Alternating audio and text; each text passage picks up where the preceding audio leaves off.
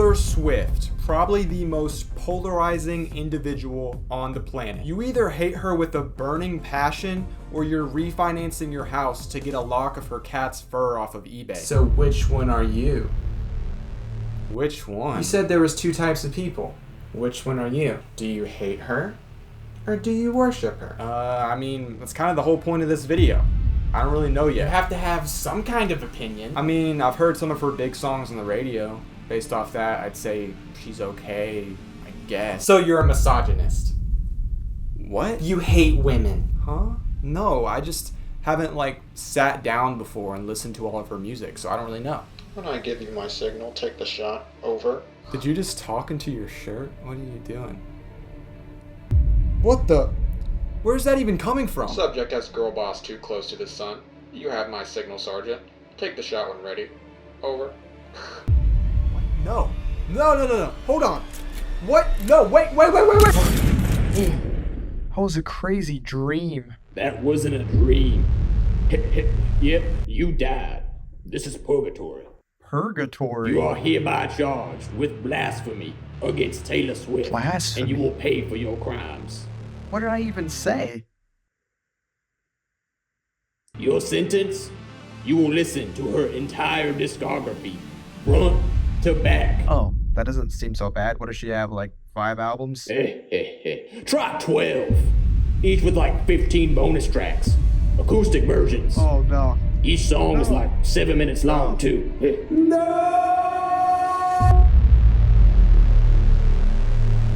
You heard that right. I'm officially losing my Swift-ginity. I've never actually sat down and listened to all of Taylor Swift's music, and with her being as popular as she is, I really want to just get down to it and figure out what's the big deal with her, why do so many people hate her, and also why do so many people love her, and which opinion is correct. If you've seen my coworker music video, then you already know my current stance on her. I think she makes very inoffensive music. It's nothing to write home about, but also I don't understand why so many people make being a hater of her a personality trait. There is a reason she's as popular as she is. I just have never had the urge to dig deeper past the big radio smash hits that she has. And a big part of that, besides the fact that I'm a heterosexual male, is due to her fans.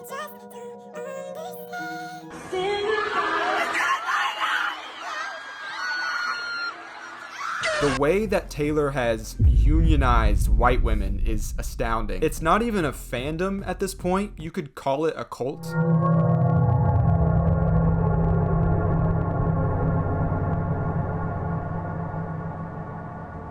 She could drop an album titled Acoustic Farts, Volume 1, Taylor's version.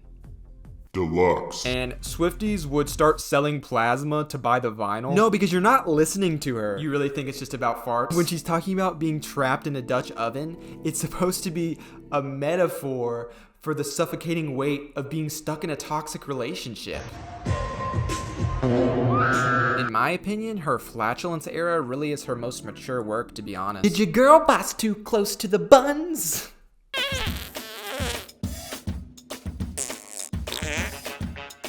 At this point, I really see her as the female version of Drake. She's more of a company than she is a music artist. When she drops a song now, even if it's good, it's really hard to tell how much credit to give her. Because was it really Taylor in the studio making the song herself? Or was it 25 executives in a boardroom brainstorming how many different metaphors they can come up with about pumpkin spice? That being said, I do not hate her. I actually think she's overhated and overrated at the same time, which is a very rare combo to have. And I will say, I was also very surprised with the amount of nice comments I got from Swifties on my coworker music video. I was expecting to get ripped to shreds, but most of their comments were nice. But I'm not putting my guard down just yet, because this video is going to be doing a deep dive into her entire discography, so I'm sure the psycho Swifties are going to crawl out of the woodworks. I legally changed my name to Caroline Melissa Taylor because of Taylor Swift. If you don't So if you are a Swiftie, I have 2 jobs for you. 1, please educate me in the comments downstairs when I inevitably get something wrong about her. Okay, did you get that? She said dive bar on the east side where you act. So she's referring to meeting up with her ex-boyfriend, Joe Alwyn, at this super swanky bar in New York City that is on 72nd Street. It is so famous. Frank Sinatra's family owns it. They call it Frolic at Frankie's. So Taylor has been waiting at this bar for an hour and 13 minutes. She ordered 2 lemon drop martinis and 3 IPAs. And let me tell you, Taylor is not a beer girl, okay? So she I'm not caught up on all the lore and the drama, so if I get a fact wrong or something, that doesn't mean I hate her. I just don't have the whole Taylor Swift extended universe memorized by heart. And job number 2, please don't kill me. Seriously, if this video mysteriously disappears and I don't post for the next 2 months, they got me. this is Taylor Swift's entire discography. I'm not gonna lie, it's pretty overwhelming seeing all of these albums laid out before me. But technically, we're not gonna be listening to all of these albums because there's the originals, then there's the Taylor's versions. So obviously, we're gonna be listening to the originals because Taylor is already a billionaire and she does not need any more money. Just kidding. We're gonna be listening to the Taylor's versions because I feel like if I don't, I'm gonna get crucified. The first album that we're gonna be listening to by her is Taylor Swift. Very narcissistic title, if you ask me. It came out in 2006. It's technically a country album. I remember hearing my sisters listen to the CD when I was a kid. I did a little bit of research on Google, and apparently her parents made her move states. I think she went from Pennsylvania to some other state so she could really focus on making country music. And I'm pretty sure she does an inauthentic, fake country accent the whole time because pop country was a really big thing back then. She really wanted to just capitalize off that. But I'm not gonna hate on her, honestly. I respect the grind. It got her to where she is today. So this is a breakup song, it seems like. I'm really interested to see if every Taylor Swift song is really about a breakup. Why does Taylor Swift look like a mermaid in this album cover? It's giving Splash vibes, that 80s movie with Tom Hanks. I didn't know Tay-Tay was a country harlot back in the day. That's a crazy thing to say. It'd probably be easy for her to go out with all of his best friends because all she has to do is sing that mermaid song and then they'll all just jump out of the boat and then she can go fornicate with them or whatever mermaids do.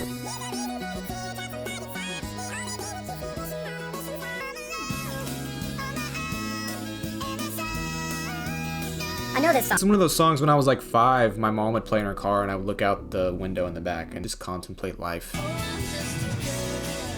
She's really trying to gaslight you into thinking she's not a mermaid. I'm just a girl trying to find a place in this world. No, you're just a mermaid trying to lure all my homeboys out to sea.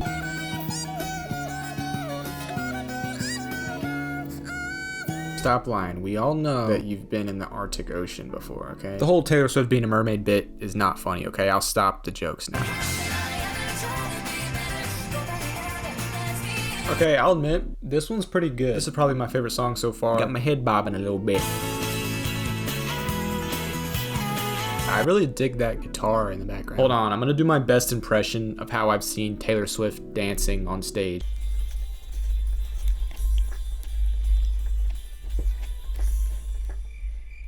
I'm telling you, connect the dots. The water's high, you're jumping into it. The album cover really is giving H2O vibes. I swear, I think she is a mermaid.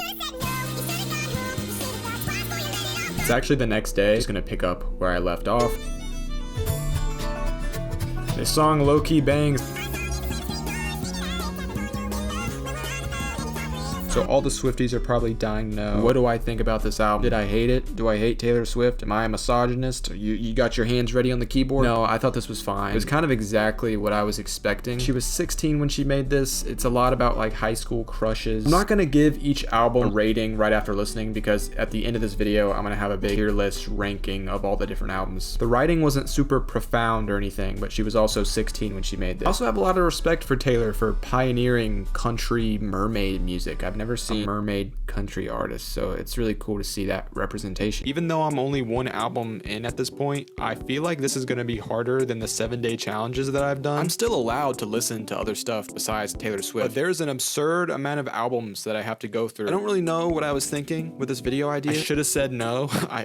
I should have gone home. I should have thought twice before I let it all go. Yeah, I just did the math and all of her albums add up to just over about 16 hours of music. That probably means she's gonna end up in my Wrapped at the end of the year, which is something I hold very sacred and close to my heart, so that is definitely unfortunate. It's time to step into our fearless era today. Yep, I'm on YouTube Music. I am not corrupting my Wrapped, like I said. That's just not happening. Here we go. I'm going to click play on the first track from Fearless of 2008. You guys, this Just has been- kidding. I got a lot of you. I bet you like 50 white women just had an aneurysm. I'll be listening to the Taylor's version. Don't worry. And yes, it's like twice as long. But I'm doing it for the video, so please like the video. This is the album that kind of sent her into pop star superstardom, launched her from country to pop artist. She won a Grammy at 20 years old, making her the youngest person to ever win that award, which is pretty cool.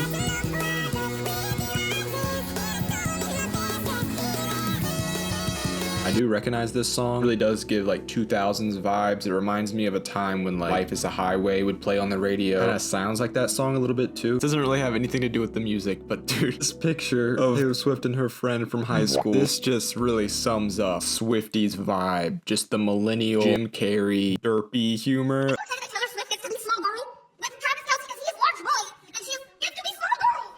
He can just scoop her up.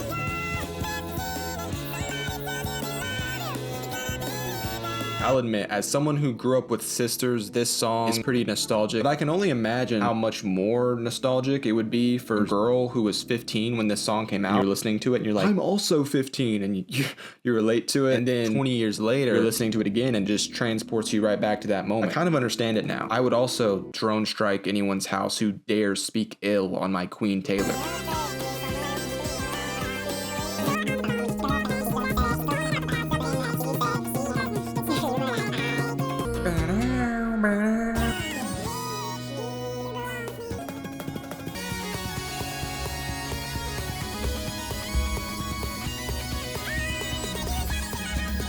Yeah, dude, I can't deny it. That song bangs. I don't care if it's nostalgia. This is another one I remember hearing on the radio. Kind of reminds me of Sweater Weather by The Neighborhood. I feel like the beginning part of this video isn't going to be that interesting just because I want to make this video funny. But these first two albums were made in her teenage years, and it's just like high school girl music, so there's not really much for me to make commentary on besides like, bro, this music is for girls. So if you're only here to hear me bash on Taylor Swift and make fun of how cringe she is, you might just want to wait until I get to the newer albums. That little section of that song kind of reminds me of Paramore a little bit, kind of giving me some Hayley Williams vibes. This song is like a tribute to her mom. It's very wholesome, very heartfelt, probably the most emotion I've ever felt listening to a Taylor Swift song. No, that song definitely didn't get me teary-eyed. What are you talking about? What? What are you talking about? What?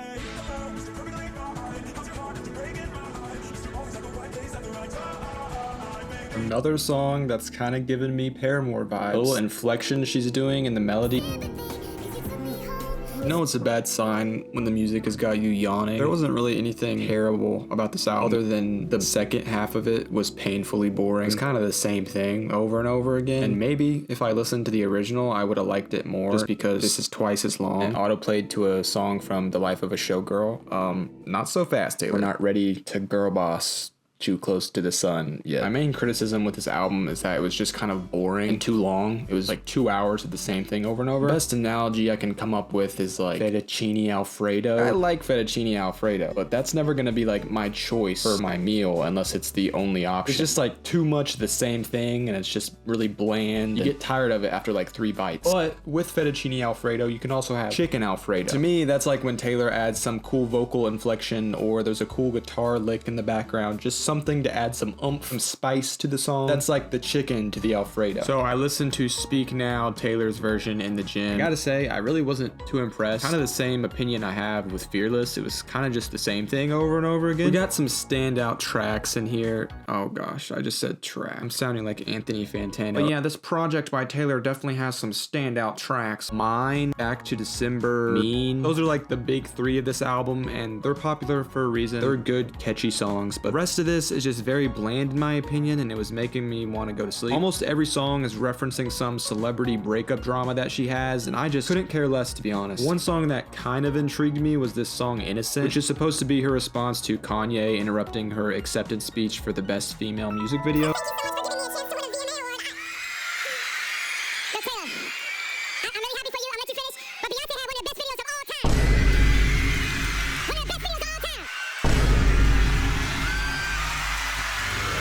song is just basically her forgiving Kanye for what he did. And on the surface, it does kind of seem commendable. It's like, oh, she's not trying to start any more drama or do like a diss track or something. She's just forgiving him. But some parts of it just don't really sit right with me. Like she says something in it about him being a 32-year-old man-child, which, you know, really isn't false. But it's like, if you're trying to be the better person and turn the other cheek, why are you inserting little jabs like that in there? I also just don't understand, like, if she truly wants to forgive him, then why didn't she just tell him that instead of making a whole song about it? It just kind of seems like virtue signaling to me. I know I kind of bashed on this album. There was one lyric that stood out to me. I think it was on The Story of Us. She says something like, you held on to your pride the way you should have held on to me. I just thought it was a cool line. After I listened to Speak Now, I put on 1989 just in the background while I was going about the rest of my day. And if you're like, wait a second, Red is the next album you need to listen to, not 1989. I know, okay? I just wanted to listen to Red while I was sitting down at my desk because I haven't listened to it all the way through before. And I have listened to 1989 before on my coworker music video. So if you're dying to see my first reaction to this album, you can see it in that video. Speaking of that though, I did make a few criticisms in that video. Going into it, I was like,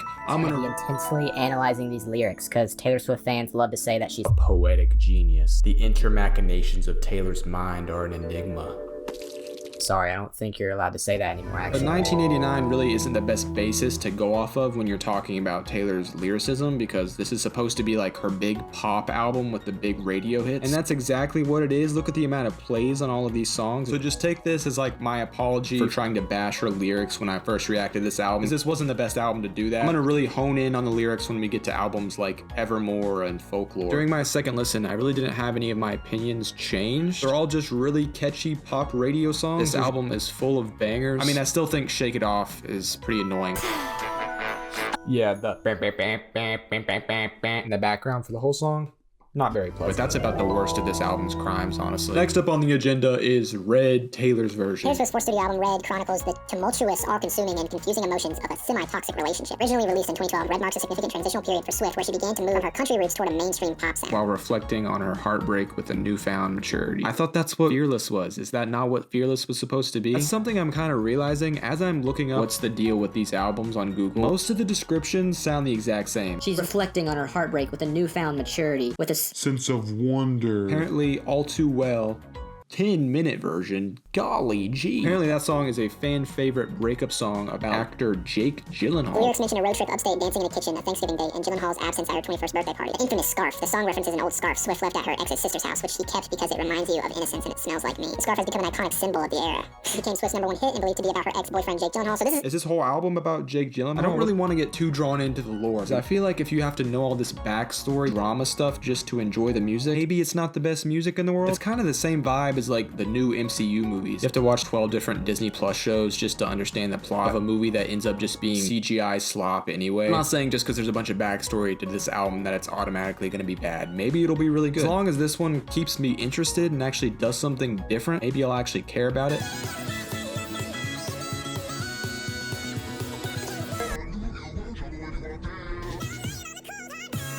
This was my guilty pleasure when I was a kid when it came on the radio. I would be vibing to this song in the car.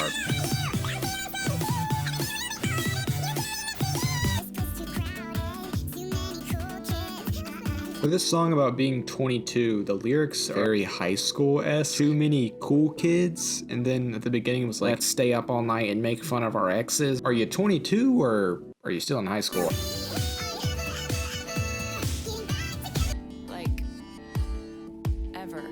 Like ever. I'm not sure what's up with all this circus imagery. Was Taylor in the circus at one point? She can really do it all, bro. She's a mermaid. She was in the circus.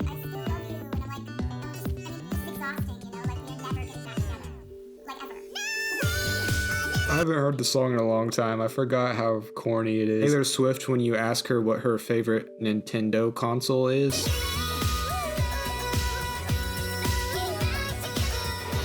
I'm listening on YouTube Music right now, so there are ads. And then Stay, Stay, Stay came on. I thought it was an ad. That's how royalty free it sounds. Listen to this.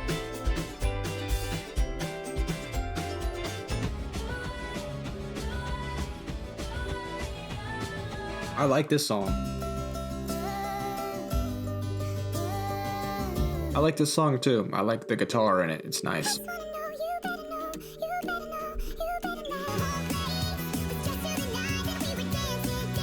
This album was kind of good in the start, and now it's dipping more into the territory of coworker music. I don't even like using that term. I think it's kind of stupid and cringe, even though I made a whole video about it. But it's just kind of devolving into really generic radio music. This video is quickly becoming just a Taylor Swift 7-day listening challenge, because it's taking way too much time for me to listen to all of these albums. So I don't have much time left over to listen to other music that I actually enjoy. So I've basically only been listening to Taylor Swift for the past however long I've been making this video. I think it's been like 4 days. I'm gonna dive into the second half of Red. I've been listening to so much Taylor Swift, it's kind of just all blending together. So I'm sorry if I start judging her too harshly. It's just really all sounding the same at this point. But it's not the worst music ever either. It's just her signature formula, just very basic, catchy pop songs, and that's fine. It's just when you're listening to that non-stop for hours on end, it gets a little tiring.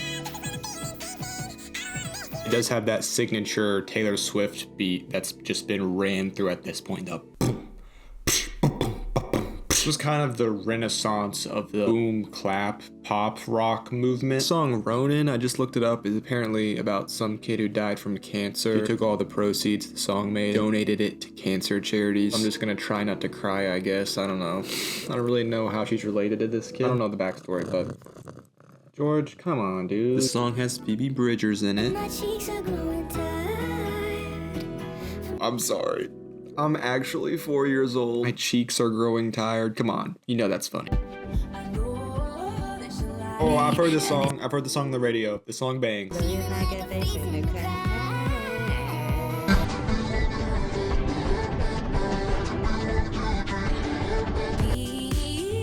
Are you kidding me, dude? This is when Taylor's in her bag, okay?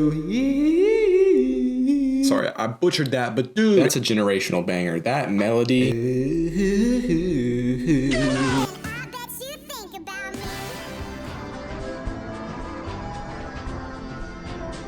I don't really know how to describe this song. I mean, it's not very good. It's kind of annoying, actually. Kind of gives the vibes of the clone trooper army white sorority girls who will break up with their boyfriend and be like, he's never gonna find anyone else like me. No, Sarah, you live in a house with like 50 other women. Half of them are also named Sarah, and they all look and talk exactly like you. Cue the clone army of Swifties in my comments.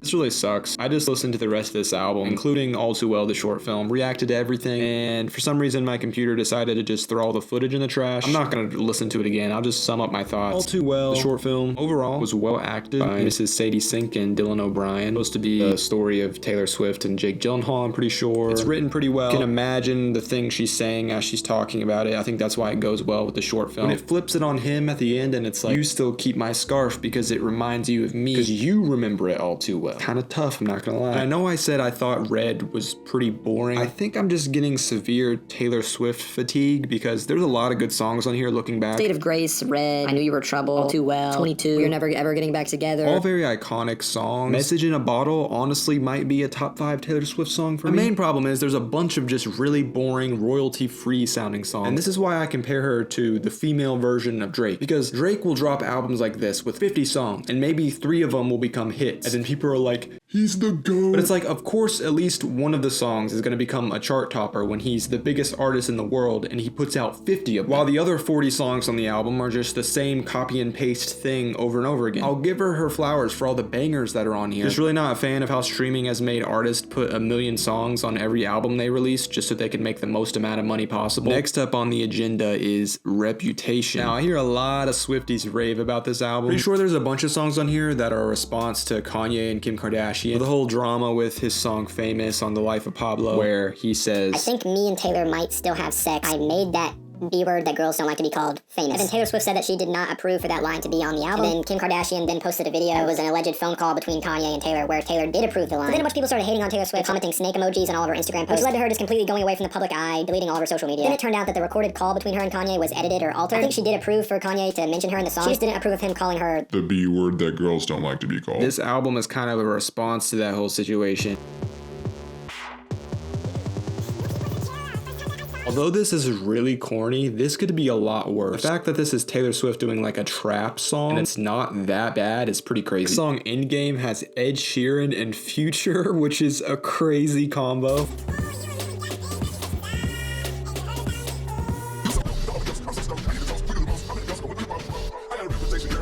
This is kind of fire. What the heck?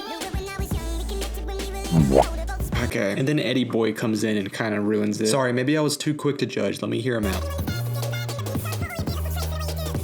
It's always weird to hear Ed Sheeran rapping, but it wasn't the worst. I just think it doesn't really fit with the tone of this song. It's pretty badass for Taylor to get Future on one of her songs, but why did she think it was a good idea to put Ed Sheeran on that same song?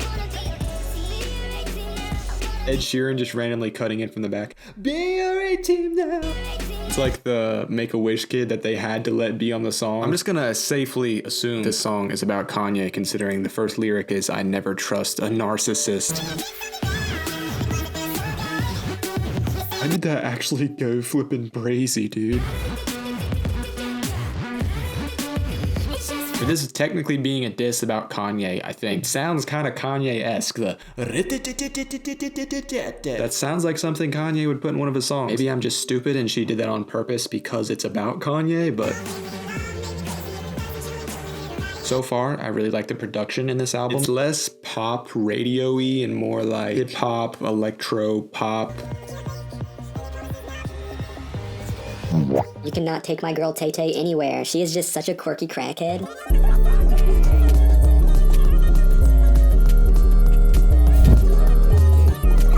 What is happening? Genuinely, what was that? That was a pretty cool transition. We got all the Taylor Swift eras lined up beside each other. Each one of these versions of Taylor has actually been visiting me during the night as my sleep paralysis demon. That's just the consequences of doing this video idea, unfortunately. It's really refreshing to see Taylor using her talent to make really catchy choruses and actually put it in front of some interesting production.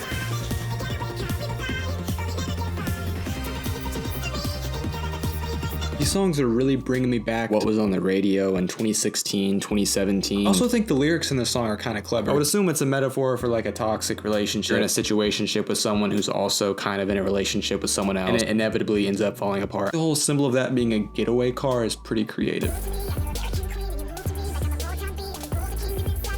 That flow Taylor gets into.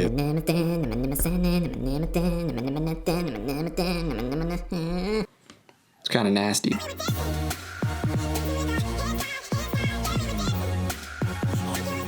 This song is definitely giving 2017. Not in the best way either. It kind of sounds like it could be a Chainsmokers song. Sounds like every Chainsmokers chorus ever. Taylor's getting a little bit PG-13 here. That's not something we're used to. Song is kind of annoying. It's produced well, but the tone of her voice in the chorus is just really whiny. This last song doesn't really fit the vibe of the rest of the album. I like the line, I want your midnights, but I'll be cleaning up bottles with you on New Year's Day. She's gonna love him, not just in the big, shiny, fun party moments, but also the mundane moments, the aftermath of New Year's Day when you wake up. It's also a cool little outro track to this album because this album was Taylor being like really in your face, all the glitz and the glamour, but also showing the toxic side of being that famous and what it comes with. And this song is being like, yeah, all this stuff is exciting and thrilling, but a real relationship will last even when that stuff fades and it's boring and mundane. I was very impressed by this album. It was very refreshing compared to all of the other stuff we listened to. This wasn't a Taylor's version, so it was pretty short. The fact that this is a Taylor Swift album on the shorter side and it's still 55 minutes is crazy. And for something that could have very easily been really cringe, it actually wasn't that cringe. The song where she was dancing like an orangutan in the music video, that was probably as cringe as it got, but in terms of the music, the fact that she has a song with Future and Ed Sheeran, and I might actually add that to my playlist after this, is kind of crazy. All the laws of the universe point towards that not working, and somehow that song was actually pretty good. This is the midpoint of her discography. The rest of her albums are not Taylor's versions. Lover, Folklore, Evermore, Midnights, Tortured Poets Apartment, and Life of a Showgirl, so I have a feeling it's just gonna be all downhill from here, but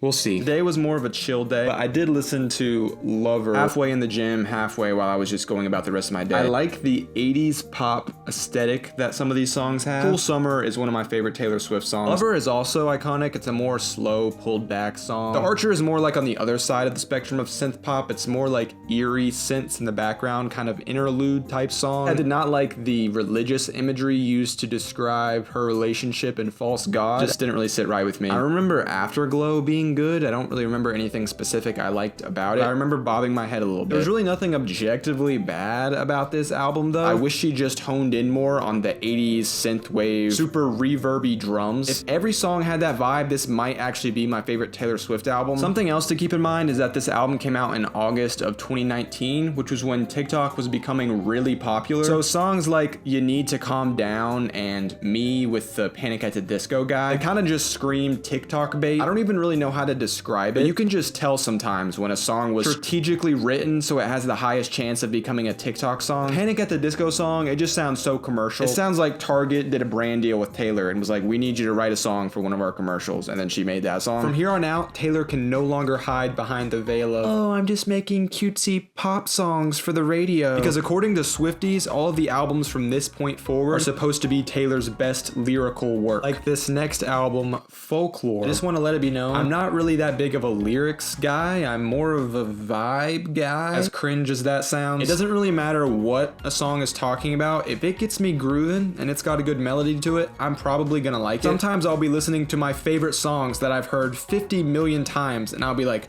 wait a minute, that's what he says at that part? I'm just saying, I'm not the best judge when it comes to if a song is well written or not. So if an absolute bar from Taylor Swift goes right over my head or I judge things a little bit too harshly, please don't kill me, okay? I'm gonna try my best to dissect the lyrical content. I did do a little bit of background research so I can understand Folklore a little bit better. This was a surprise release during COVID. There's 3 songs that are connected by 3 different characters. Cardigan is the story of a girl who got cheated on. In August is a song from the perspective of the girl that the guy's cheating with. Eddie is the perspective of the guy, I'm pretty sure. That's pretty much all I know about this album before going in. And also that it's supposed to be more indie folk music as opposed to radio pop. So let's just flip and get into it.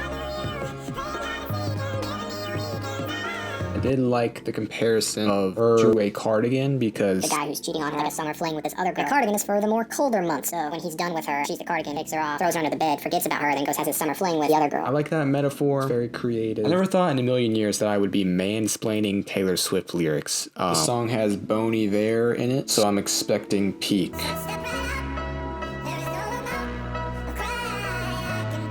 While technically this is just another Taylor Swift breakup song, I like the metaphor of your past relationship being your hometown that you've been in exile from because you guys broke up. That's a cool way of taking the basic Taylor Swift outline formula for a song and coloring it in a cool way. You're the hero flying around saving face, and if I'm dead to you, why are you at the wake? Dare I say bars? Not 100% sure of what the lore is behind the song. At first I just thought it was talking about how the guy did her wrong and now she's getting back at him by girl bossing, I guess. She's using the metaphor of like a ghost haunting its murderer. So yeah, basically Quedeca is just Taylor Swift's reheated nachos. But anyways, I thought it was just about a relationship until I noticed one line here. When you can't sleep at night, you hear my stolen lullabies. Which makes me think she's talking about a person who owns all of her old original albums that she remade because they get all the money and she doesn't. I don't know all the logistics behind that. I feel like that's what this song is about. Song was fine. Something about it reminded me of Bridge to Terabithia. Next song in the trilogy of that little love triangle story is August. I think this is the song from the perspective of the girl the guy is cheating on the other girl with.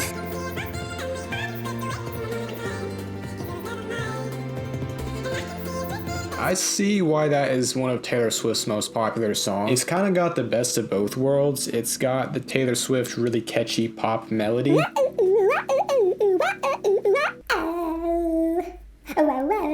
And it's got some pretty decent lyrics. I like August sipped away like a bottle of wine. Everything she's talking about really paints an image in your mind. And the instrumental is really good.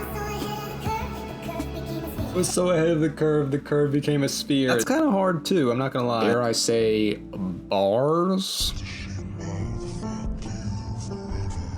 Huh? Something really weird about hearing Taylor Swift curse. The song is called Epiphany. Random thought, but epiphany is one of those words that's not a name, but it could be a name. Like, yo, this is my daughter Epiphany. Is that not sick? I'm gonna name my daughter Epiphany. Taylor Swift was ahead of her time. She's crashing out too close to the sun. This is the last song of the Love Triangle trilogy. Betty. I'm pretty sure this is supposed to be from the perspective of the guy.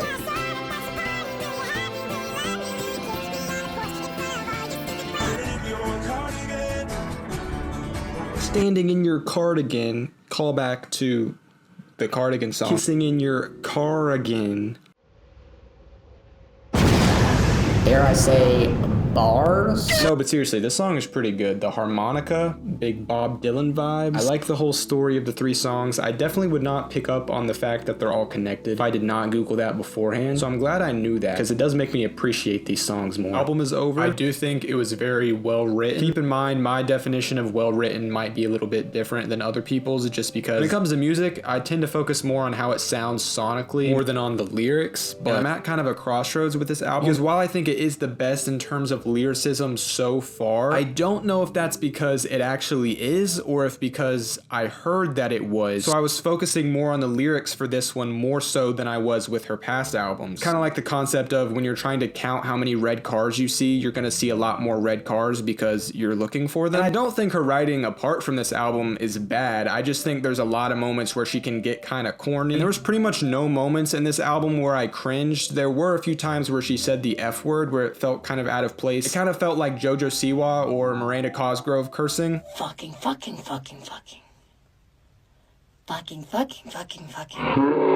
I actually do cuss a little. It just feels weird hearing it come out of Taylor's mouth. Like, she's not supposed to be saying stuff like that. And after listening to it, I will say I think it might be her best album so far. But I don't know if it's my personal favorite. Definitely not my least favorite, but I guess you'll just have to wait till the end to see where it ranks on the tier list. Retention, baby. I really want to take a break right now. We have 4 more albums to get through. And after some quick research, This album is like a sister record to Folklore. It also came out in 2020. This came out in December as opposed to July, so there's more themes of cold months like winter and autumn, while Folklore's themes were a lot warmer. So my expectations for what this album is going to be is basically just Folklore Autumn Edition. Just based off the album cover, it does look very Pinteresty. It kind of looks like a Target ad or the cover for a Hallmark movie or something. Technically, album covers have nothing to do with the music, but I have a huge album cover bias. I like a nice visual to the music. And I feel like Folklore's album cover was way cooler than this. Although it is very easy for millions of white girls to recreate and repost to Instagram. So from a marketing standpoint, this is a great album cover. So the first song, Willow, seems to be a callback to Cardigan. It's the same exact set from that music video. So maybe this is like a sequel to that? I don't know.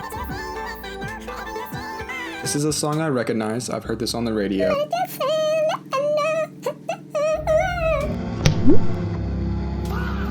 It's all coming full circle. She's actually a mermaid. The song Champagne Problem seems to be about a girl who rejected a guy's marriage proposal. It's nice to see Taylor write songs that are more than just about breakups, just more like heavier topics like this. It's refreshing to see. The song is called 'Tis the Damn Season. Seems to be a girl who left her hometown, went Hollywood, and then came back to visit and sees one of her ex-lovers. So it's basically a Hallmark Christmas movie in the form of a Taylor Swift song. You can call it even, you can call me babe for the weekend, 'tis the damn season. She's rekindling the flame of a former relationship that she had in her hometown. Staying at my parents' house and the road not taken looks real good now. So yeah, she's realizing, hey, maybe I should have stayed in my hometown and not gone Hollywood. Maybe things would have turned out better. So it really just is the plot of every Hallmark movie ever made. So I was actually spot on with that description of the album cover. That's crazy. The song No Body, No Crime tells a story of Taylor Swift, who is a friend of this girl named Esty, who's suspicious because she thinks her husband might be cheating on her. So then Esty mysteriously dies. The guy's mistress moves in with him. So Taylor Swift, the narrator, is like, I bet you he murdered her because she found out he was cheating. So Taylor Swift seeks revenge by murdering the husband guy. It's an interesting story, I guess, but it's a crazy switch up from the vibe of the other songs. It also just gives the vibe of every country song written by a woman that's like, he cheated on me, so I took his pickup truck and I drove in a lake and then I put cyanide in his coffee and ran over him with my tractor. The song Dorothy might be a connection to another song. You got shiny friends since you left town. Tiny screen's the only place I see you now, and I got nothing but well wishes for you. This might be kind of like a Cardigan August situation. I think this is connected to that Hallmark song we heard earlier, but it's from the guy's perspective. If you're a Swiftie, let me know downstairs if I got that right, because I feel like I'm onto something. The question pounds my head. What's a lifetime of achievement? If I pushed it too I am getting pretty sleepy. Maybe it's just because I listened to Folklore before this and it's just so much Taylor Swift.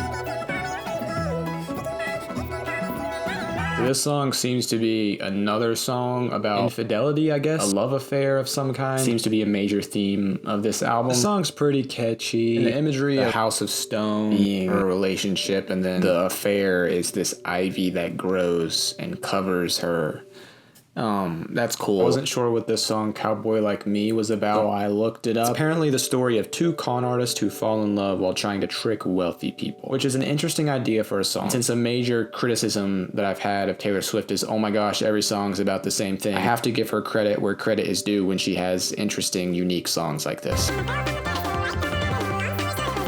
really sure what this song has been about. I kind of got lost in the sauce of drums and just how groovy it was.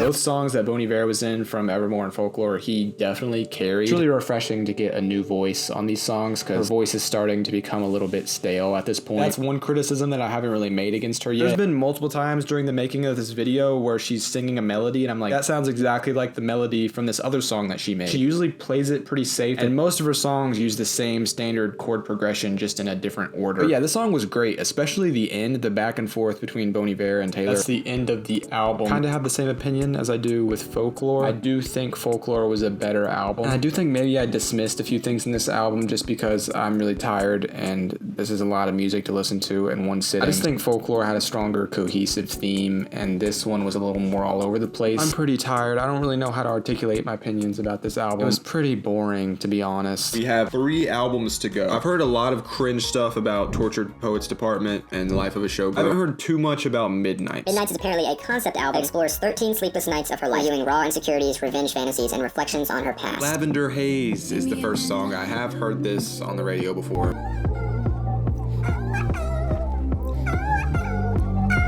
Oh, there's like a Phil Collins drum fill. Never noticed that before on the radio. That's really cool.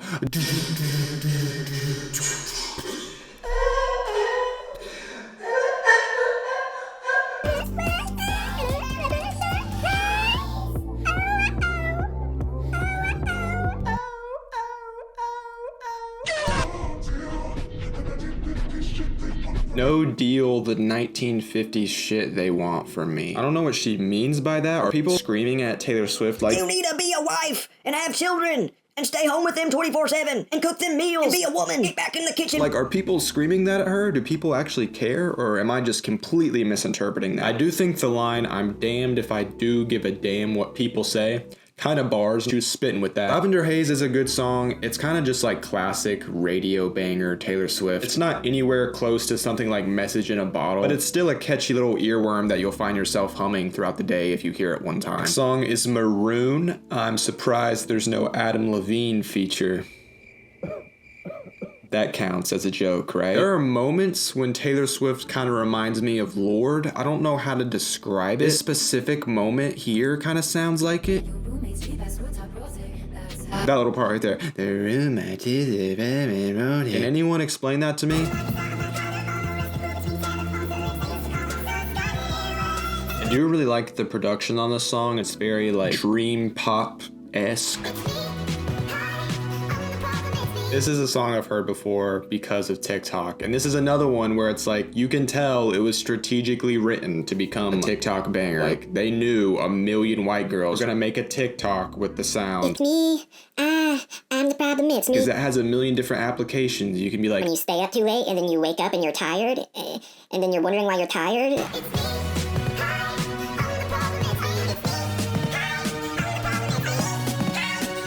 There's so many different relatable things that you can put with that. It doesn't necessarily make the song bad. It's just when I notice stuff like that, it annoys me for whatever reason. But I understand the sentiment of this song. It's like being your own worst enemy, being the cause of your own problems. It's a very relatable topic to a lot of people. Huh? You think that everybody's a sexy baby. What is that supposed to mean? Suddenly calling her the female version of Drake makes a lot more sense. Sorry. The song has Lana Del Rey in it, so I'm expecting double the amount of girl boss.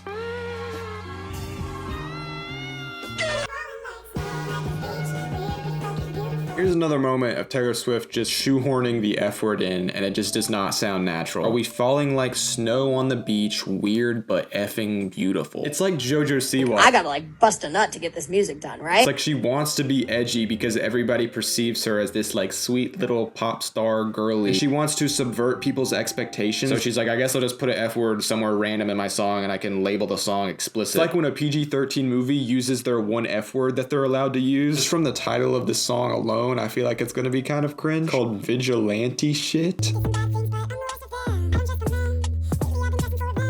Yeah, anytime Taylor's trying to be badass, it always is super cringe.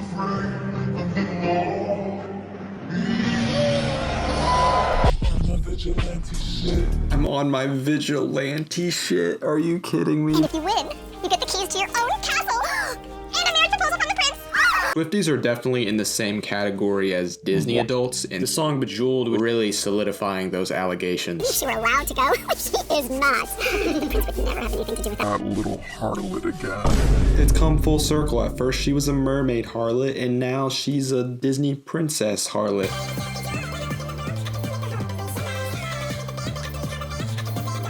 I like the instrumental, the little synths, like that. The chorus is really catchy. I like the little synth.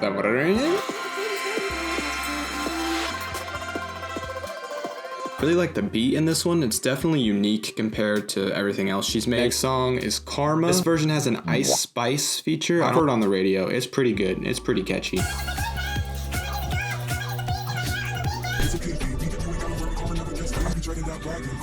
Don't know if it was necessary to get Ice Spice on this song. I don't think she really added anything. If anything, she just made it worse. The version without Ice Spice might be one of Taylor Swift's best songs, and that's not really a hot take because I'm pretty sure it's one of her most popular songs. Ice Spice just looked down at Taylor as like a cloud figure and said facts. I don't know why that's so funny. This song is another breakup song. I'm assuming she's talking about a relationship she had when she was a teenager, because she said she should have never danced with the devil at 19. This is where the breakup songs kind of start to get me mad, because in her early albums you can kind of give her a pass for making every song about a breakup because she was 19, 20 at the time. She's a kid, that's kind of all she's thinking about. But at this point, these later albums, she's she's like 35 years old and she's talking about breakups she had when she was 19. I would think after 50 songs about breakups that she would have told the stories of all of her breakups and she would have no more stories to tell. Not to mention this specific song is 4.5 minutes long. If you're gonna make a song close to 5 minutes, it better be something new and unique that you haven't done before. It shouldn't just be the millionth breakup song that you've made. This last song, kinda cringy because it's using like an internet phrase. It hits different, but it's a catchy song. Album is over. I thought it was pretty good. There was nothing that stood out to me as terrible. This is the first album that didn't have too many radio bangers. The only songs I really recognized were Lavender Haze, Anti-Hero, and Karma. And I liked the vibe of this one, the aesthetic of it, as Gen Z as that sounds. I liked the more subtle, eerie, darker synths. Overall, I would just say this album was kind of mid. Midnights, more like just mid.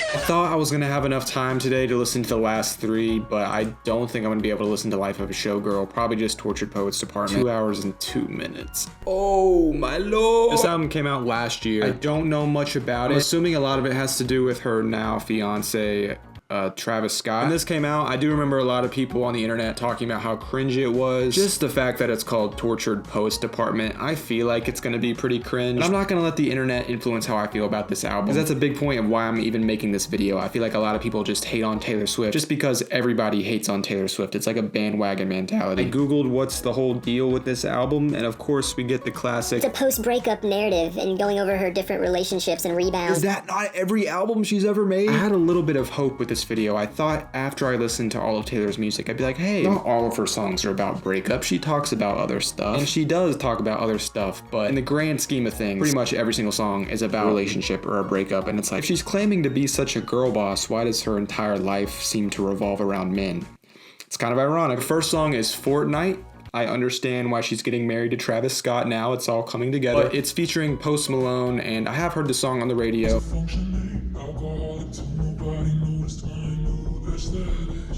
Aesthetic should not be the last word to the second line in your song when this whole thing is supposed to be like poetry, right? That's the title, Tortured Poets Department. Nobody noticed my new aesthetic? Are you kidding me? I'm gonna try not to hate too hard on this, but not a great start. Overall, the song's pretty good. Besides the aesthetic line, there's really nothing else cringe about this. It's also one of the very few Taylor Swift songs that's very slow and more of like a ballad, but also still very catchy, which is something you don't really see very often. What? Charlie Puth should be a bigger artist? Of course Taylor Swift thinks that.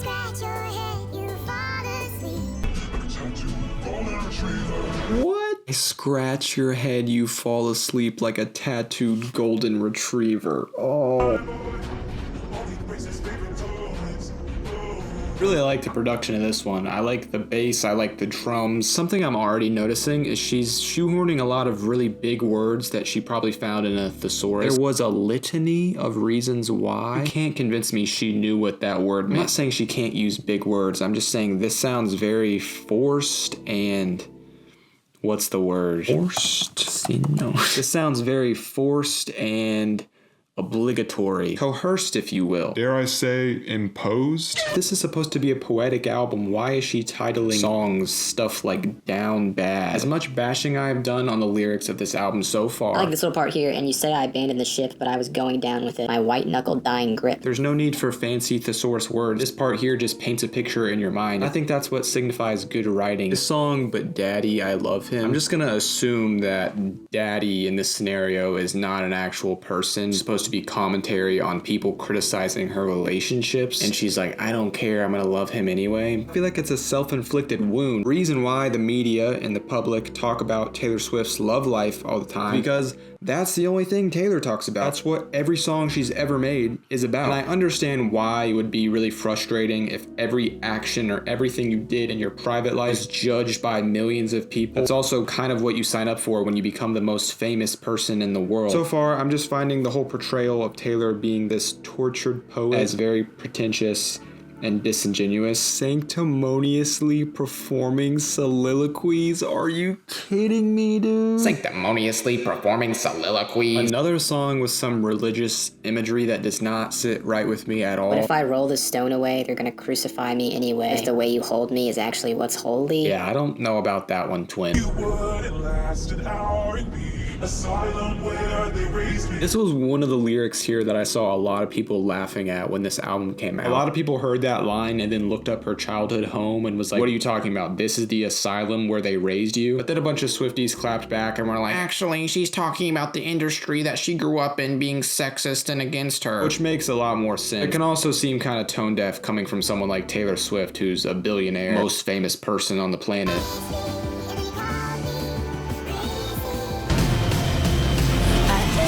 This song's a little bit too dramatic for my taste. It sounds like when they take a really popular song and then remix it to make it really somatic for a movie trailer. I'm a Barbie girl, bomb, bomb, bomb, in a Barbie world, bomb, bomb, bomb.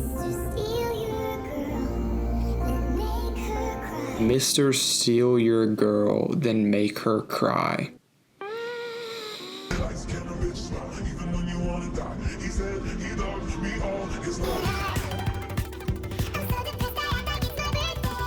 This is really weird. I don't even know how to explain why this is cringe. It's just so millennial. We're only on track 13, and there's 31 songs. I think this song is talking about Travis Kelce. It says touchdown, call the amateurs and cut them from the team. It's like, I got a new boyfriend now, and he plays football. I feel like this album is talking about a lot of specific moments. It's kind of losing me a little bit, because I feel like the reason Taylor Swift even became famous is because of her relatability, specifically with white teenage women. This album is reading more like a tabloid magazine than it is poetry. She could be talking about these ultra-specific events in her life with a poetic lens over top of it. Instead, she's making songs like this where she's like, yeah, I'm a billionaire, and I'm dating an NFL player. Her albums are increasingly getting more and more just about her fame and her public celebrity drama, more so than they are just about making music, genuine art, and poetry. I'm not saying all of her other albums that do that get a pass just because they're not this album. I just think it's crazy for this album to have the gall to be like, I'm a tortured poet. What did she say? Touch me while your bros play Grand Theft Auto.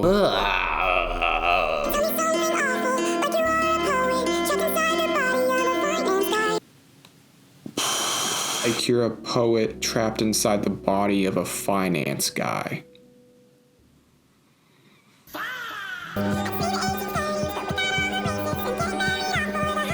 I remember people dogging on this when this first came out. I wish I was in the 1830s, but without all the racist and getting married off for the highest bid. Sure, Taylor. I'm sure you do. These are the lines after that's supposed to give it context, like, oh, we romanticize the past. Everyone would look down because it wasn't fun now. Seems like it was never even fun back then. You never hear anyone saying the 1830s, what a time to be alive. No one talks about that. I was born in the wrong generation. I wish I was around for the 1700s, where there was no clean water or electricity, and everyone died from the plague. On that note, I'm gonna take a break. This album is like 7 centuries long. I just finished Tortured Poets Department at the gym, and I don't really have anything else to say. I pretty much summed up my entire opinion. I will say the last like 8 songs I had to listen to, I didn't really hear too many cringe lyrics, but I also wasn't putting like all of my focus into the lyrics, so I might have missed something. I'm very excited because today we are on the last album.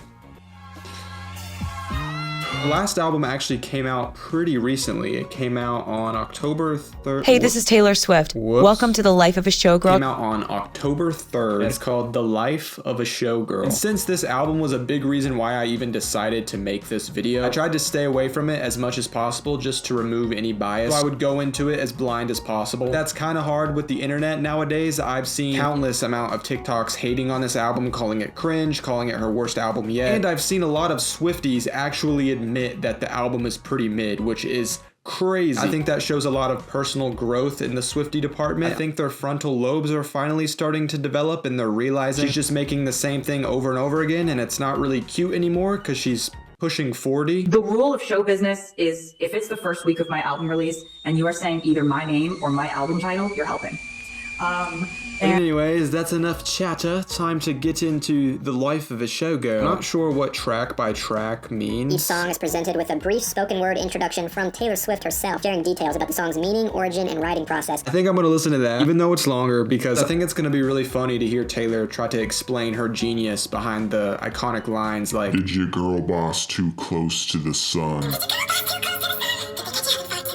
Hey, this is Taylor Swift. Welcome to the Life of a Showgirl track by track listening experience. Fate of Ophelia is the first track off of my album, The Life of a Showgirl. Blended with this kind of newer concept of escaping that fate and having more modern terminology used in the song too, like, you know, keep it 100 on the land, the sea, the sky, pledge allegiance to your hands, your team, your vibes. I have heard The Fate of Ophelia just from TikTok and the radio and stuff, and it is pretty catchy. It's also just kind of one of my favorite catchy melodies I've ever gotten to write. I agree. That's what I just said. Kind of bangs, not gonna lie, kind of bangs. Isn't really listening to the lyrics. Bro, it's just a vibey song. What can I say? This album was written and recorded during the height of her Eras tour. It reflects her experiences both on and off the stage, including her highly publicized romance with Travis Scott and regaining control of her master recordings. Again, kind of just sounds like what most of her albums have been about, her relationships and her fame. The album's main thematic narrative contrasts the public spectacle and scrutiny of her life as a showgirl with the private joys and challenges behind the curtain, while her previous album, The Tortured Poets Department, was known for its dense lyrical poetry. Oh yes, it was. But The Life of a Showgirl is characterized by its return to infectious melodies and more playful and cheeky and mature version of her 1989 era. If that is the case, I think I might actually like this album, because I prefer that side of Taylor Swift than I do her poetic genius. As long as the melody is groovy and it gets my hips gyrating, I really don't care what kind of cringe stuff she says. She could be talking about climate change. I do not care, to be honest. This is a love song kind of through the lens of the motif of what she had to go through in her life and sort of the parallels that I feel in my own life. I have a love story through the motif of the parallels, of the symmetry with the symbolism of the dramatic irony combined with some of the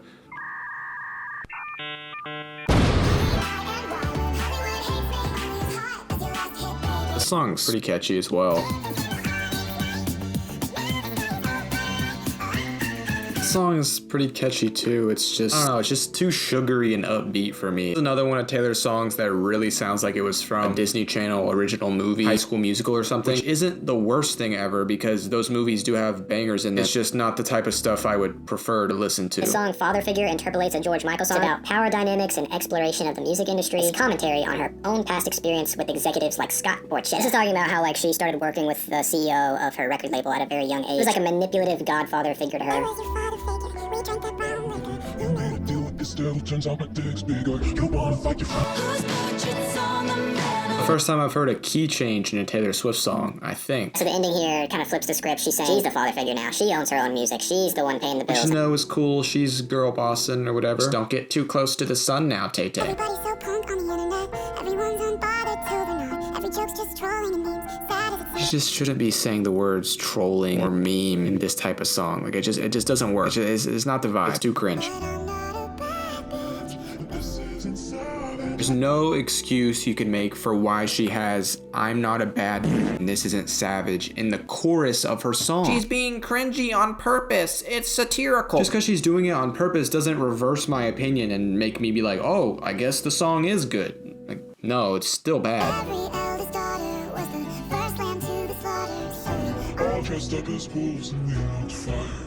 Oh, that actually hurts. We all dressed up as wolves and we looked fire. Oh, she's 35 years old. Is this rage bait? Am I getting got right now? All I'm gonna say is, if you're a Taylor Swift fan and you make fun of people like Drake for being 45 and saying things like, where the F the function? Where the F the function? you should keep that same energy when 35-year-old Taylor Swift says, "'Cause I'm not a bad and this isn't savage," in the chorus of her song.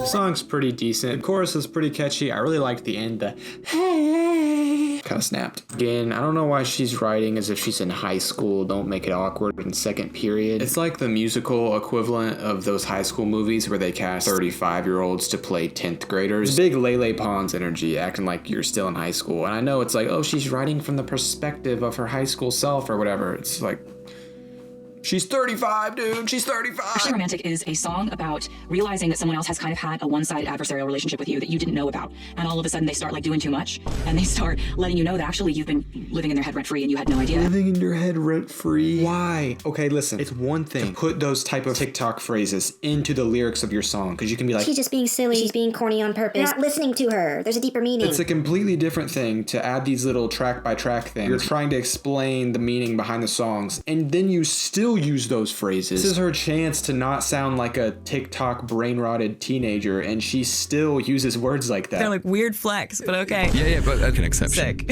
What if you were just rage baiting on purpose? That's what it was.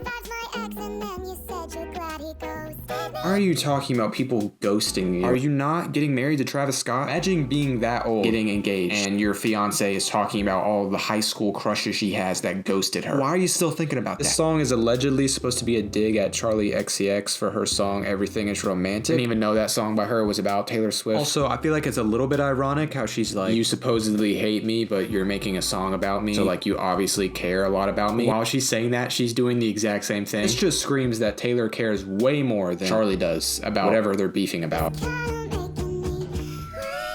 What? Why would you say that? It just doesn't sit right with me. Taylor has never had lyrics like this that are this sexually explicit through her entire career, which was from like age 19 to now. So why did she think now is the perfect time to start acting freaky in my songs? At the age 35, I'm about to get married and have a family. And now is the perfect time. It's different with pop stars like Sabrina Carpenter because that's been her theme from the get-go. And it also seems very forced and attention-seeking. She's like, oh wait, Sabrina Carpenter's being provocative? Wait, no, look at me, guys. I'm Taylor Swift. Did you forget about me? I can be sexy too. They want spring break that was effing lit. It's not even like these lines are corny because they're gonna age terribly. It's like they've already aged terribly. I'm genuinely starting to think that Taylor's team was like, we gotta make this album as cringe as possible. Orchard Poets department was kind of like accidental cringe. It was just Taylor being Taylor. And then people ragged on that a bunch, and her team probably saw that that was where most of the traction was coming from. So now they're like, next album, we're doubling down on the cringe, baby. We're getting all the publicity. At least that's what I hope they did with this album. If not, if this is just how Taylor Swift thinks a good song should be written, I think she's truly lost. She's too far gone at this point.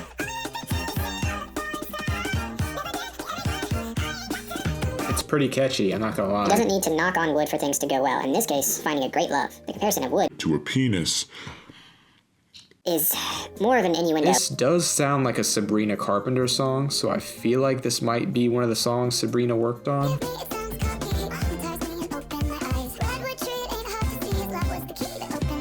So it's most definitely talking about Travis Scott's penis. Forgive me, it sounds cocky. He aumatized me and opened my eyes. Redwood tree, it ain't hard to see. His love was the key that opened my thighs. Oh. Swifties, when Ariana sings about sex and doesn't write it like he stuck his long wood into my redwood forest and let his sap ferment my roots.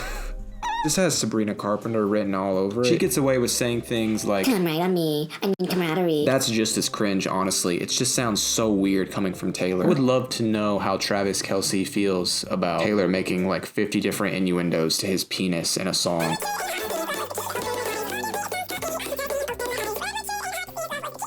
Why did she have to repeat that part twice at the end? Like, we get it. His love was the key that opened your thighs. He matized you. We get it, Taylor. We get it. You made a penis reference. That's so quirky and provocative of you. The song Cancelled is sort of about, having had my own experiences with mass judgment and... Did they catch you having far too much fun? Girl boss, per Merriam-Webster, is an ambitious and successful woman, especially a businesswoman or entrepreneur. A great example, Taylor Swift. I fear I may have girl boss too close to the sun as a viral TikTok from Carolina in 2021. So she just stole someone's joke from 2021 that's not even funny. This is like the musical equivalent of Hawk Tuah. Not only is this part super cringy, it is kind of annoying too.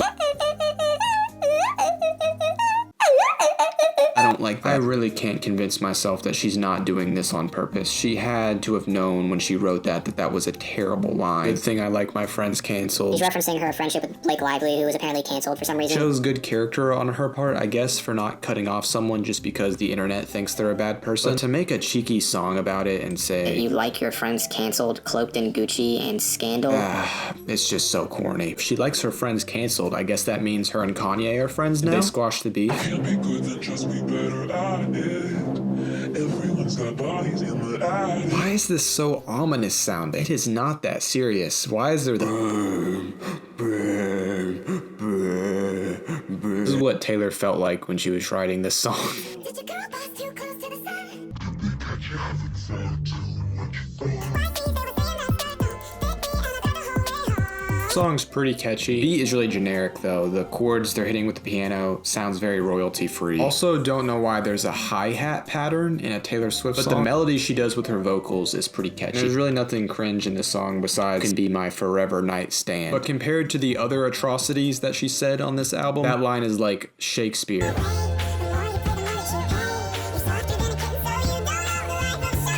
That song was fine. Sabrina did a good job. It had the signature boom, psh, boom, boom, boom, psh, Taylor Swift beat. I don't know why she's making a boom clap pop rock song in the year 2025. I feel like I've made my point pretty clear about this album. It was obviously really cringe. I think The Fate of Ophelia is probably my favorite. Everything else, I don't know, dude. I understand why people are hating on this album. I will say I'm very surprised that Swifties are calling it cringe because Tortured Poets Department arguably had the same amount of cringe and her other albums have some cringe too. I guess Swifties are just finally getting fed up with it. Good to know that they're finally learning how to critically think. The rumors are unfortunately true. After spending an ungodly amount of time on this video, I have unfortunately become a Swiftie against my own will. I don't know if it's a Stockholm Syndrome type thing or if K-Voodoo is real. But all I know is the morning after finishing this video, I woke up and this hat was on my head and I tried to take it off, but it seems to be permanently stuck. And every night, a different era of Taylor Swift stands at the foot of my bed as a sleep paralysis demon and forces me to listen to one of her albums on repeat. I also assaulted an 80-year-old woman at the DMV the other day because I glanced over at her phone and she was listening to Fearless,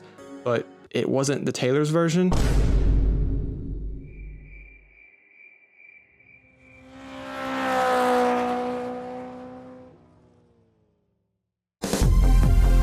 Before I get into my top 10 favorite songs by her, I wanted to do a few honorable mentions. Honorable mention number 1 is The Fate of Ophelia. I seriously really do like this song. I just feel like it's a little bit too much of an earworm. It's really catchy. I also feel like it just hasn't been out for long enough for me to justify it being in the top 10. Now I have 3 different honorable mentions from Fearless. First up is Forever and Always. I said while reacting to that song that it reminded me of Paramore. I just think the chorus is a little bit weak compared to all the parts that remind me of Hayley Williams. I wish wish the whole song sounded like that and she doubled down on it. Next honorable mention from Fearless is You Belong With Me. This is just such a Taylor Swift classic. I just couldn't really justify saying that it was objectively better than a lot of the songs that I have in my top 10. Last honorable mention from Fearless is The Best Day. This is a really beautiful and bittersweet song. I just think it's kind of a cheat code because it's a sappy song about your mom, and everybody loves their mom, so anyone that listens to this is gonna get some sort of emotional feeling from it. Next honorable mention is Betty from Folklore. This is probably my favorite Taylor Swift song in terms of storytelling. Definitely a top 3 song on Folklore. And the last honorable mention I have is Welcome to New York. I honestly think it's a perfect intro to that album. I love the 80s synth vibe of the instrumental. I just definitely get the vibe that it's one of those songs that would get super annoying after you heard it for the 10th time. I think if she toned down the Disney Channel theme song vibe that song has, it might actually be a top 3 song from her. That was all the honorable mentions. Now I'm gonna get into my actual 10 favorite Taylor Swift songs from worst to best. Starting with the number 10 spot is The Outside from her debut album. I really liked the electric guitar, and this is one of the few Taylor Swift songs that has a guitar solo. And while I don't remember this song from my childhood as much as I do songs like Teardrops on My Guitar or Our Song, I think I personally like this one over those songs just because it still has that nostalgic 2000s vibe while not being super overplayed. Number 9 is Exile featuring Bon Iver. Now objectively, I feel like this song is actually a lot better than some of the songs that are ranked above it. I just feel weird ranking it any higher because I feel like Bon Iver really carried on this one. Taylor Swift is not really a reason why I like this song. I don't think she's bad. I just think Bon Iver is the only reason why it even made this list, so that's why it's not like top 5. Number 8 is Endgame featuring Future and Ed Sheeran. I already kind of made my point on why I really like this song. And honestly, the only reason why it's not ranked higher is because of the Ed Sheeran feature. It really does drag down the song, but at least it was kind of funny and it gave me a little chuckle. Number 7 is Cruel Summer. It's one of her most popular songs and it's hands down the best song on Lover. And I think I said it was my favorite Taylor Swift song in the Coworker music video. So it's cool to see it be ranked 7 on this list because that means I actually found other songs that I liked more than it. Number 6 is How You Get the Girl from 1989. If this was a list on top 10 Taylor Swift songs that get my head banging, it would be top 3 probably. There's just something about the pulsing synth or bass or whatever's in the background combined with another extremely catchy chorus. At number 5 we have Karma, not the Ice Spice version, just the original. If this was a ranking based off vibes, I would probably have this ranked number 1. Super catchy chorus, the synths are kind of dark and more muddy. At number 4 we have August, another one of Taylor Swift's most popular songs, and I think that's for good reason. I feel like this is objectively her best song. I just don't think it's my personal favorite. It pretty much ticks off every single box. It's catchy, it's pretty decently written. There's a story behind it that also connects to other songs, so it kind of adds to the lore. And the instrumental is very nice. I like the guitars. Number 3 is Getaway Car. In a getaway car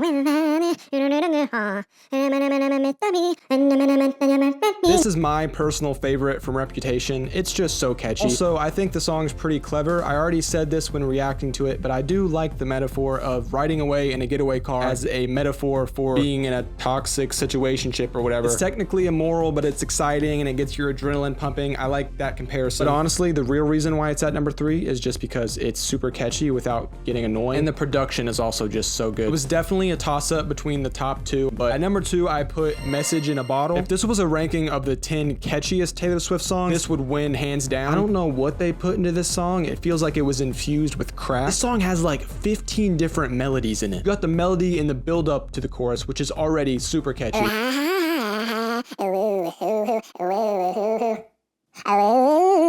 you got even more build up right before the chorus. Then you got the melody in the chorus.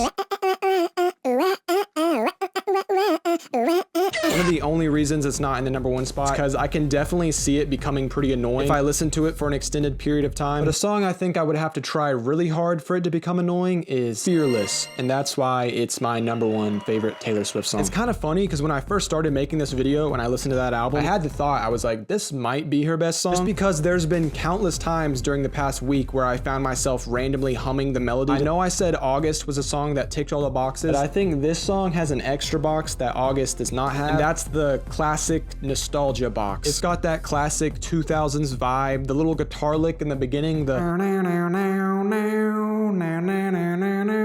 reminds me of when I was a kid watching the movie Cars and listening to Life Is a Highway. And just like Message in a Bottle, this song also has multiple different melodies apart from the chorus. The beginning with the I wonder if you know That little melody she does with her voice is already super catchy. And I just love how the melody in the chorus does little steps up and down. I don't know how it gets better than this. You take my hand and got me head first, fearless. I don't know why, but with you I dare. I'm saying a storm in my best dress, fearless. That's real country right there, you city boy yuppie. Apart from the melodies and the catchiness though, this song is pretty well written. I think it does a good job at capturing the feeling of being with someone that makes you feel like you can put your guard down. The type of people that when you hang out with them, it doesn't feel like your social battery is getting drained. Whether it's romantic or platonic, that's one of the best feelings in the world, and this song does a really good job at capturing that. Also, one of my favorite parts of this song is the ending with a little mandolin or whatever that instrument is called.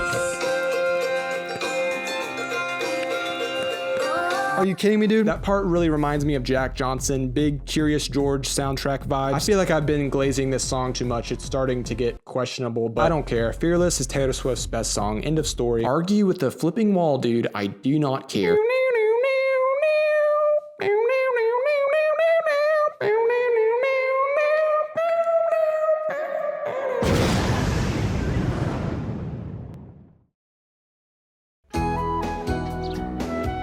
Since I've already talked at great length about how I feel about all these albums while I was listening to them, I'm not gonna make this ranking segment take forever. Before I start though, quick disclaimer, I genuinely do not believe that you can listen to an album one time and then make some grand, permanent, this is mid statement. I just don't think that's how listening to music should work. We live in an era where people will press play on an album and then skip every song after 30 seconds because TikTok has turned their brain into mush, blow through the album in like 9 minutes and then instantly go on Twitter and be like, so-and-so fell off. This was mid. If you're one of those people, please repent of your sins. And God forbid you put an album on shuffle. If you're one of those people, I think you're too far gone. You should be put in a psych ward if you do that. But seriously, some of my favorite albums took more than 3 listens before they finally clicked. You can love something on first listen, sure, but there's so many people online that just want to be the first person to give their opinion on it, so they don't actually listen to it. Everyone's so hyper reactive and wants everything to be instant. Nobody lets anything breathe anymore. I just wanted to say that I've only listened to all of these albums one time, except for 1989. I've listened to that twice. So I already know that this list will change in the future if I decide to go back and revisit some of these. This ranking is just where I'm at right now at this current moment after one full run through. Starting with number 12 on my ranking, which is the Tortured Poets Department. Yeah, this was pretty easily my last place pick. Again, I've already kind of stated all my opinions on all these albums, but this just feels very pretentious and cringe. She tried way too hard to be seen as a poet, but the whole album just kind of reads as a tabloid magazine written in cursive. Nothing here stands out to me besides Fortnite, and honestly that song is just kind of fine to me. The production on this is not bad. None of her albums really sound objectively bad to me. It's just what this album was trying to be and what it represents to me, and also it's just really not my vibe. I would never listen to this again. And in 11th place we have The Life of a Showgirl, also extremely cringe, but I have it slightly higher just because the Tortured Poets Department is twice as long as this one. This one's a little bit more concise. And also this one has The Fate of Ophelia, which is a pretty good Taylor Swift song. Also this album has some catchy Sabrina Carpenter style fun to it, and I've already kind of said this, but I think this album is trying to be overbearingly cringe on purpose. The whole thing just kind of feels like TikTok bait to me. At 10th place we have Speak Now. I don't really have any big problems with this other than it was just really boring. There's nothing I actively hate about it, but there's also just nothing that stands out about it. It's got one foot in country and the other in pop. It never fully commits to anything. It plays it extremely safe. Back to December is a pretty good song, and there's a few other classic Taylor Swift songs on here, but overall it's just her most forgettable era to me. But I will say it was the first album that I listened to in the gym without my full undivided attention, so maybe if I listened to it again and I paid more attention to it, I would like it more. That leads me to number 9, which is Evermore. I feel like this might be controversial. I don't know. I respect the writing. It's very folklore adjacent. It's just nothing about it really stuck with me. I like Ivy, Long Story Short, and the title track with Bon Iver. The album is not bad by any means. I just found it to be kind of boring and I was getting really sleepy while listening to it. In 8th place I have Lover. I thought I would like this album more than I did. I said this before, but Cruel Summer is one of my favorite Taylor Swift songs, and I just wish the whole album sounded more like that song. The song Lover is pretty good. It's a nice slow dancey song. But other than those things, again, nothing about this album really grabbed my attention or made me want to revisit it at all. At number 7, I have her debut album, Taylor Swift. Very nostalgic, brings back the pop country radio memories from when my mom would play music in the car. Teardrops on My Guitar, Our Song, The Outside, probably my 3 favorite. Not really my current style of music by by any means, but surprisingly well written and pretty catchy for someone who was 16 at the time. This is basically her Love Sosa moment. This album is her finally rich. Respect is just not something I would ever listen to be honest. At 6th place, we have Midnights, another album that I really wanted to like more than I did. Karma, again, is one of her best big hit radio songs, super catchy. And again, I just wish the whole album sounded like that. There are a few unique production choices that she does in this album that she doesn't really do anywhere else in her discography, but still, a lot of it is just pretty forgettable and copy and paste. But Bejeweled and Lavender Haze are pretty catchy. But yeah, if the whole album had the same energy as Karma, I would probably rank this a little bit higher. At number 5, I have Folklore, which again, I feel like is kind of controversial, so don't hate me, because I feel like it is her objective best album in terms of writing, artistry, and just intentionality. It's just not fully my thing. It's not my personal favorite of hers. I liked August and Betty because they were well written and had a story to them, but they were also pretty catchy. So I kind of wish the whole album leaned a little bit more in that direction. So I respect it more than I enjoy it, if that makes any sense. At number 4, I have 1989. It's just a really consistent album, just full of generational pop bangers. It's produced almost perfectly. There's a few songs that are kind of annoying and corny to me. That type of stuff doesn't even really matter to me because the production and just how catchy the whole album is more than makes up for it. There really isn't that many things objectively bad about this album. It's just not in my personal top 3. Which brings me to my 3rd place spot, which is Red. The highs in Red are super high. You got 22, Red, I Knew You Were Trouble, We're Never Ever Getting Back Together, Message in a Bottle. And this may be the Taylor's version fault, but my main thing with this album is that it's just way too long. There's just way too much commercial filler and middle of the road songs that make me want to check my phone. When it hits hard, but when it misses, it's Walmart shopping music. I made this list before filming, but now that I'm actually saying it out loud, I feel like 1989 should be above Red, but I don't know. The 3 and 4 spot are kind of interchangeable for me, to be honest. In my 2nd place spot, I have Fearless. I think it's far more consistent than Red. Love Story, You Belong With Me, Fearless, all classic songs. To me, it has that perfect 2000s pop country Life Is a Highway feel to it without leaning too hard towards country. It feels a lot more wholesome and innocent than it does commercial like some of her other albums. And it's just a fun, catchy, overall very solid album. And at my number 1 spot, I have my favorite Taylor Swift album,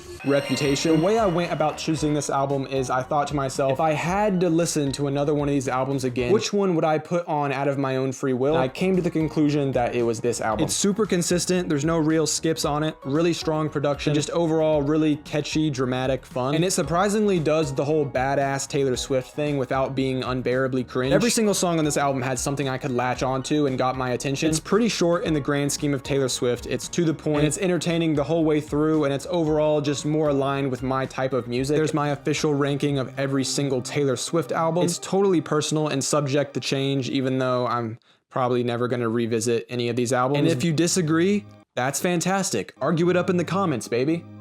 Papa needs that engagement. Tell me why I'm wrong or misogynistic or whatever you think I am. Report this video to the FBI for slander, whatever you gotta do. If you need some inspiration for hate comments, here you go. Here's some material to work with. Imagine your ears being so clogged with toxic masculinity that you can't even appreciate real, genuine poetry.